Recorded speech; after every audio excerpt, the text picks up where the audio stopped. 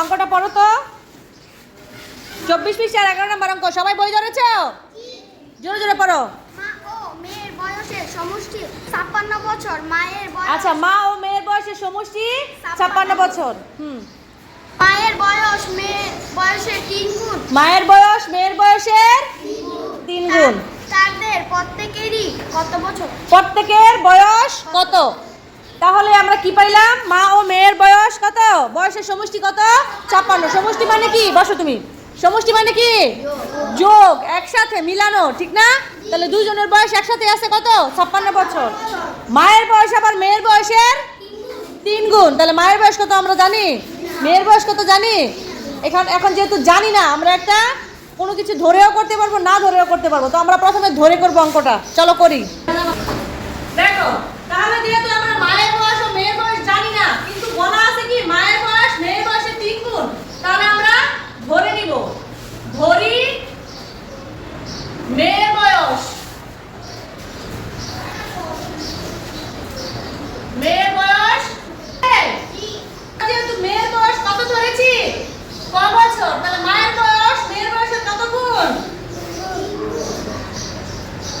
মায়ের বয়স মেয়ের বয়সের কত গুণ?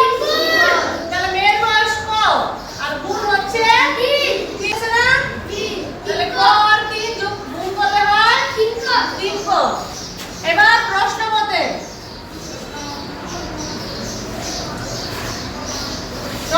হচ্ছে সমান 56। ঠিক আছে? 56, কারণ প্রশ্নে দেওয়া আছে কি মা আর মেয়ের বয়স সমান হচ্ছে 56। ঠিক আছে, এখন আমরা এটা সমীকরণটা করি। যেহেতু এখানে সমান চিহ্ন দেওয়া আছে, আমরা আর এখানে সমান ব্যবহার করতে পারবো না। কি ব্যবহার করতে হবে? বা। 3 ক আর 1 ক যোগ করলে হবে 4 ক, 56 বছর। তাহলে এখানে সমান আছে ক, এখানে লিখে দিলাম। আর 4 যদি আমরা ওই পাশে নেই তাহলে কি হয়ে যাবে? ভাগ। তো ভাগ করলে 1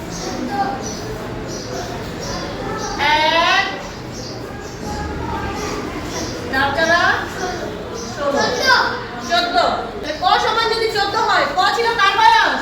মেয়ের বয়স। ক ছিল মেয়ের বয়স। তাহলে মেয়ের বয়স সমান মেয়ের বয়স কত হলো? 14 বছর। মেয়ের বয়স 14 বছর। 14 বছর। এখন মায়ের বয়স ছিল কি মেয়ের বয়সের কত গুণ? 3 গুণ। তাহলে মায়ের বয়স কত হবে? দেখো, মায়ের বয়স ছিল, দীর্ঘ ছিল না?